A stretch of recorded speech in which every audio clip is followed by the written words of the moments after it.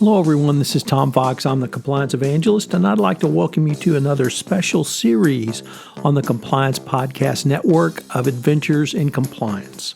Over the next 5 podcast episodes, we're going to take a look at stories from the Casebook of Sherlock Holmes and what they can tell us and inform us about both leadership and your compliance program. We will consider the 3 Garradevs, the problem of Thor Bridge, the Creeping Man, the Lion's Mane.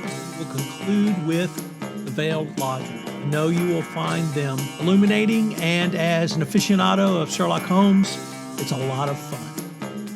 Adventures in Compliance is a production of the Compliance Podcast Network. The Lion's Mane and risk-based monitoring. In this episode, we consider the story The Lion's Mane and how it informs risk-based monitoring, which allows a person or a company to operate safely and in compliance. Holmes is enjoying his retirement in Sussex when one day at the beach he meets his friend Stackhurst, the headmaster of a nearby preparatory school called the Gables. Almost immediately, the science teacher, Fitzroy McPherson, staggers up to them, clearly in agony and wearing only an overcoat and trousers. He collapses and manages to say something about a lion's mane and then drops dead.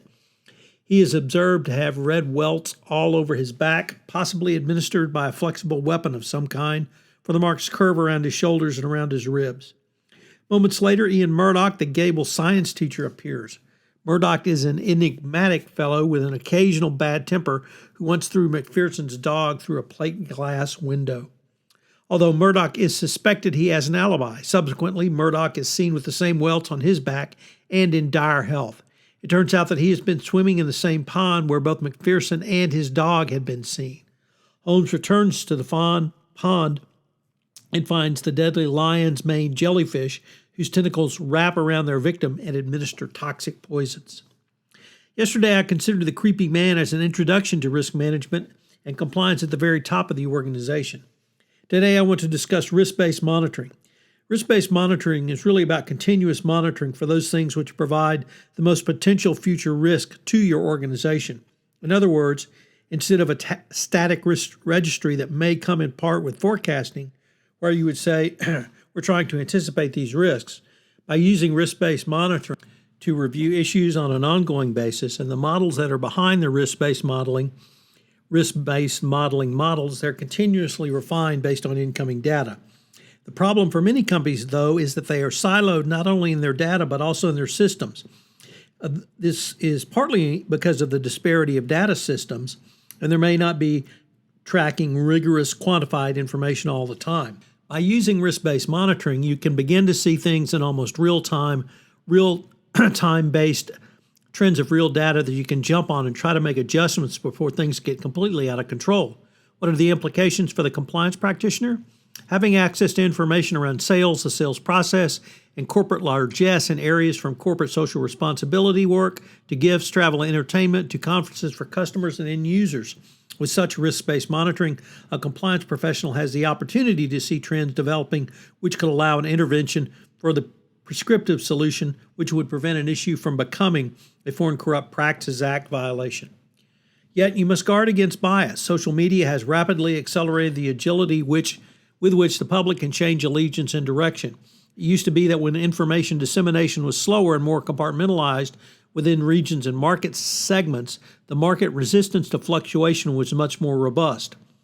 Now, well-placed advertising, social commentary, or public response to corporate missteps can swirl into a maelstrom of market changes literally within hours. In today's world, the speed at which reputational damage rains out can overwhelm a corporation's ability to respond. One might consider Wells Fargo and how fast the situation spun out of control for them after its $185 million fine was announced. If it had been using risk-based monitoring, which allows for real-time input, then a response to forecast, assessed, and even unassessed risk could be developed. In the compliance world, such tools could be brought to bear when considering not only the expense side of such areas such as gifts, travel, and entertainment, but also the sales side. This could be internal company data on its own sales force and information developed from or concerning your third-party sales team. The need for such real-time information is certainly critical, yet through the development of techniques such as compliance tools, the compliance professional can add value to an organization by using risk-based monitoring. With the plethora of data on when and how corruption is likely to occur, coupled with the meaningful sales and expense data, a compliance professional should be able to move from detect to prevent to prescriptive compliance solutions to prevent legal violations. Finally, the beauty of all these techniques is that they are tools that can make companies more efficient and, at the end of the day, more profitable. They also move compliance into the fabric and DNA of an organization, or to use that well-worn phrase, operationalize compliance. The Department of Justice has made clear what it expects around the risk management process. You need to develop your responses now. I hope you'll join us tomorrow in Adventures in Compliance when we take up the story of the veiled lodger and why empathy is a critical component for not only a chief compliance officer, but in any best practices compliance program going forward.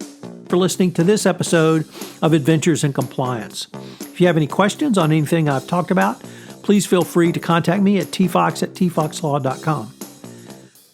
Adventures in Compliance has been a special presentation of the Compliance Podcast Network.